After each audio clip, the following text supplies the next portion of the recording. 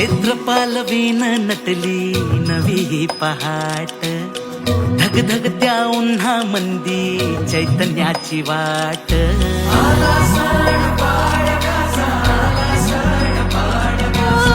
फुलांची ती माळ सजली, रांगोळीचा थाट, वसंताचा वारा भिनला, आनंदाची लाट. हे मनात भरा सारा गोडवा नात्याचा, बाण मराठी हा उजळ माथ्याचा. हे जमली सारी पोर जोमाने, उभारार पुढी आला पाडव्याचा.